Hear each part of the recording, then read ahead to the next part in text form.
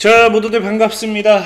강태공입니다. 자, 금요일은 이제 증시도 6월 금리 인하 가능성이 또 이야기가 되고 있습니다. 자, 그러면서 이 금리 인하 가능성과 함께 최근에 이제 기관과 외국인이 이제 99%나 하락한 제약바이오 주식을 주워 담고 있는데요. 과연 왜 또 주워 담고 있는지 거기에 대한 분석을 좀 해보도록 할 테니까 방송 전 늘 말씀드리는 여러분들의 좋아요, 구독하기, 댓글까지는 너무나 많은 힘이 된다라고 말씀드리면서 오늘 방송 시작해 보도록 하겠습니다.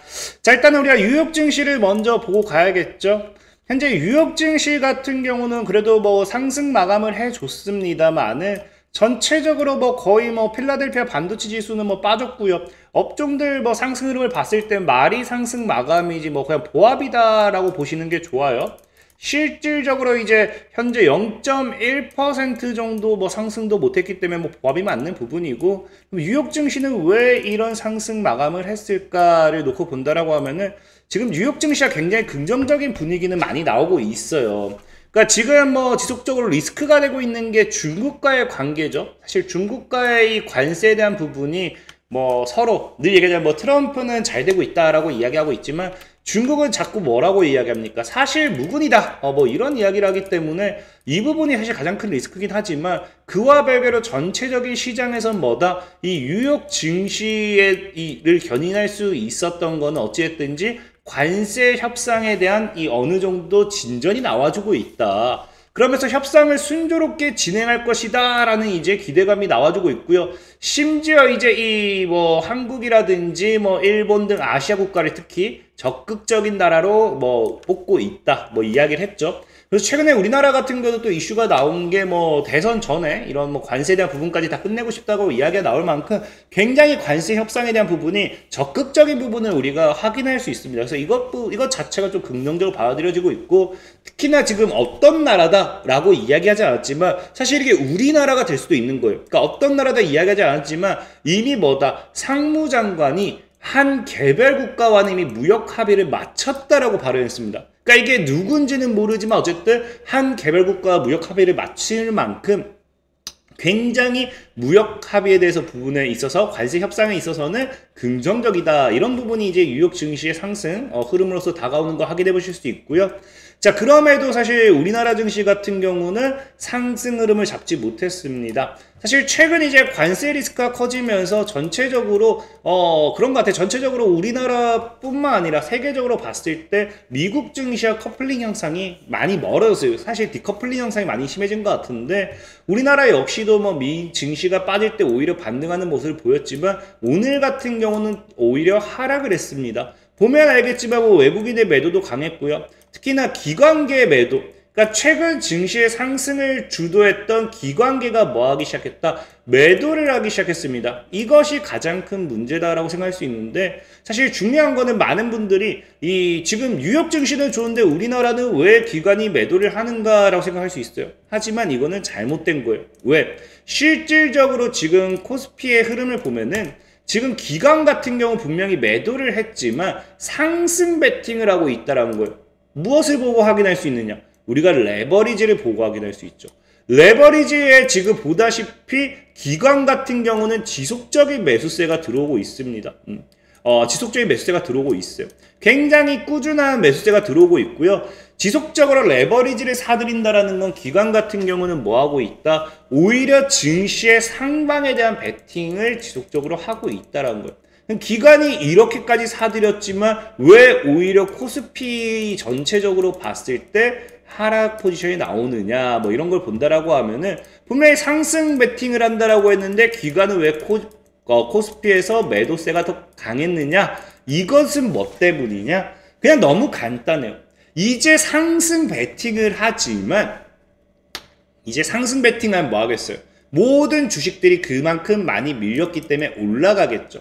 그럼 반대로 그만큼 올랐던 종목은 다른 이 저점에 있던 종목들이 반등점을 잡기 때문에 뭐 할 수밖에 없어요? 빠질 수밖에 없어요. 그러니까 상대적으로 뭐 하게 된다? 이런 상승 베팅에 한다라는 거는 고점에 있는 종목은 반대로 뭐 해야 돼요? 차익을 해야 된다는 거예요. 그래서 차익 매물을 출회를 하고 오히려 바닥에 있는, 오히려 저점에서 반등점을 잡고 있는 그런 종목들에 대한 기관 베팅이 더 강했다라고 보시면 좋아요. 실질적으로 봐도 알겠지만 기관이 뭐합니다. 최근에 매수했던 종목들 굉장히 보면은 꾸준하게, 그러니까 뭐 많이 낙폭도 많이 했던 종목들도 많이 포함이 되어 있어요. 그만큼 일단 기관 같은 경우는 차익 이후에 지금 뭐하고 있다? 저점, 낙폭 종목들을 주워 담는 모습을 확인하실 수 있고요. 다만 여기서 여러분들이 좀 오해할 수 있는 게 저점에 있는 이 낙폭 종목들을 우리가 확인을 하는 데 있어서 어떤 업종이다라고 우리가 구분지을 수 없는 게 뭐냐. 지금 보면 알겠지만 뭐 신한지주, SK하이닉스, 아모레퍼시픽, HD 한국조선해양, 두산에너빌리티, 하나에어로스페이스, 삼성바이오로직스, 삼성전자 뭐 등등등 해가지고 뭐 하나 똑같은 업종이 없어요. 그러니까 보면 알겠지만 전체적으로 금융이라든지 아니면 뭡니까? 반도체라든지 화장품이라든지 조선, 방산, 항공우주 다 다른 업종들이지만 뭐한다? 다 매수를 했다는 거예요. 언제? 아까 얘기했다시피 기관의 매수세가 강하게 들어올 때부터. 그럼 기관은 왜 이렇게 골고루 매수를 할까? 과연 무엇을 생각할까를 놓고 본다라고 하면은 정답은 간단해요. 뭐다? 제가 아까도 얘기했지만 기관은 뭐 한다 했습니까? 상승 베팅을 한다 했죠. 상승 베팅을 한다는 건 그동안 코스피의 상승을 주도했던 업종들이 뭐 해줘야 돼요? 낙폭이 컸다라는 건 실적이라든지 뭐 이런 다양한 것들이 받쳐주지 않았다라는 거고, 이 상승 베팅을 하겠다라는 건 당연히 뭐 한다? 그런 기업들이 회복을 했거나 회복 가능성이 굉장히 클 거다라는 거예요. 실질적으로 지금 보면 알겠지만 SK하이닉스 같은 경우도 낸드 회복 기대에 대한 가능성이 제기가 되고 있고요. 아모레퍼시픽은 이미 컨센서스를 상회하면서 회복하는 걸 보여주고 있습니다. HD 한국조선해양 같은 경우도 슈퍼사이클 수준으로 이미 회복을 하고 있는 거 확인하실 수 있고요. 하나에어로스페이스 같은 경우도 이미 분기 최대 매출이 되면서 다시 한번 회복하는 모습을 우리가 확인해 보실 수 있습니다.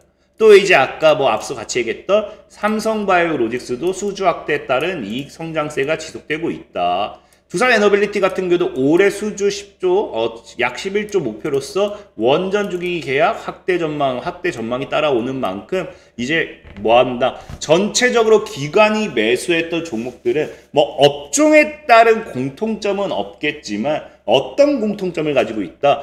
이 기업들 개별마다 다 뭐 한다? 낙폭을 크게 진행했고요. 그 이후에 실적이라든지 이 기업에 대한 회복을 했다든지 회복 가능성이 제기가 된다는 거죠. 이것이 회복이 되었을 때 증시 상승 흐름으로서 탄력점을 찾을 수 있기 때문에, 그래서 그런 부분에 굉장히 긍정적이다라고 생각해 보시면 좋을 것 같고요. 그래서 지금 이 어쨌든 공통점은 뭐가 된다? 이 글로벌 회복 사이클에 지금 기대할 수 있느냐 없느냐. 그럼 왜 이런 회복 사이클에 기대를 하게 되느냐를 놓고 봤을 때는 아까도 얘기했다시피 지금 미국이 어떤 상황입니까? 관세 때문에 무슨 인플레이션이라든지 경기도나 뭐 이런 거 말도 안 되는 걸 갖다 붙였잖아요. 그러니까 시장에 지금 제기가 되고 있는 게 뭐가 제기가 되고 있어요? 연준 같은 경우도 이렇게 자꾸 말도 안 되는 인플레이션이라든지 이런 것들 자꾸 경기도나 이게 자꾸 심화가 된다라든지 위험성이 포착된다라고 하면은 어쩔 수 없이 개입할 수밖에 없다라는 이야기를 하게 되죠. 자, 그러면서 사실상 시장에서 뭐다? 6월 달에 대한 금리 인하 가능성이 제기가 된다는 거예요. 금리 인하가 된다는 건 당연히 돈을 풀기 때문에 이런 경기 생태계가 다시 살아나게 된다는 거고요. 돈을 푸는 게 돈이 풀리기 때문에 자, 그리고 이제 우리나라 같은 경우도 뭐 하게 된다? 지금 오히려 이런 미국과 맞춰서 우리나라도 한은 같은 경우도 금리 인하 사이클에 대한 내용이 나오기 시작해요. 시장이 굉장히 불확실하기 때문에 지금 올해 성장을 하방 압력을 고려하면은 내달 금리 인하에 나설 것으로 관측이 되는데 실질적으로 지금 뭐까지 했다? 한국은행 총재까지도 현재는 금리 인하 사이클에 있다라고 언급했다라는 거죠. 사실 중요한 건 이거예요.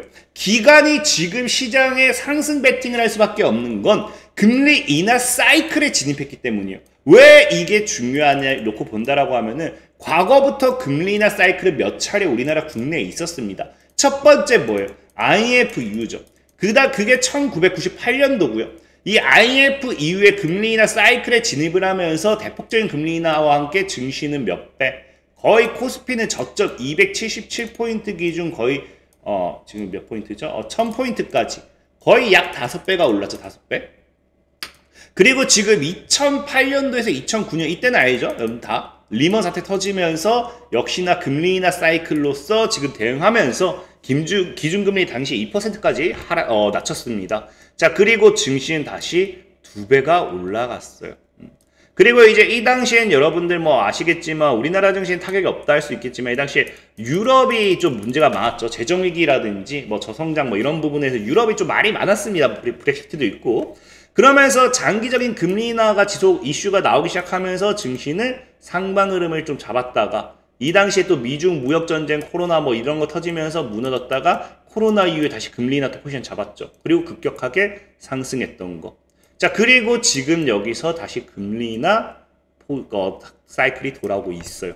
과거 금리 인하 사이클이 돌아올 때마다 뭐 했다? 코스피는 강한 상승 랠리 가져왔다라는 거예요. 그럼 지금도 금리 인하 사이클이 나오게 된다고 하면은 다시 3,000포인트를 돌파하는 건 어렵지 않다라는 겁니다. 그래서 시장에서 기대하고 있는 거, 기관이 지금 금리 인하 사이클에 베팅을 하고 있기 때문에 뭐가 된다? 이런 이 회복할 수 있는 이제 뭐 글로벌 회복기에 진입한 이런 종목들의 매수세가 들어오는 게 아닌가 생각해보고 있고요. 실질적으로 우리가 이런 금리 인하 사이클에는 무엇을 살 것인가가 중요해요. 금리 인하 사이클은 간단해요. 그냥 뭘 사면 되느냐? 자, 금리 인하 때는 아까 했다시피 시장에 돈이 풀리기 때문에 유동성이 엄청나게 확대된다 했죠. 그럼 뭐가 진행이 되냐고 하면요. 사람들이 돈을 가지고 새로운 투자처를 찾기 시작해요. 그럼 투자처를 찾는다라는 건 아무거나 투자할 수 없잖아요. 그럼 대표적으로 사람들이 제일 많이 투자하는 게 뭐가 된다? 정부 정책이요, 정부 정책.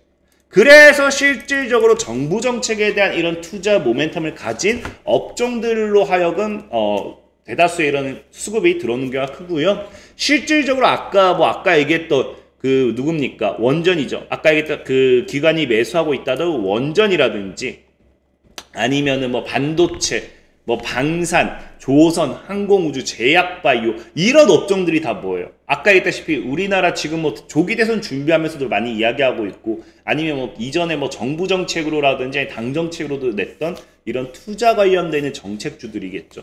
그래서 사실 아까 기관이 매수하고 있는 종목들은 우리가 쉽게 얘기하면 이런 금리 인하 기대와 함께 오히려 유동성이 공급이 되면서 여기에 따른 투자 심리가 개선된다. 수급이 들어올 것이라는 기대감으로써 정부 정책 수혜주들이 좀 많이 집중받았다라고 생각하시면 좀 좋을 것 같아요.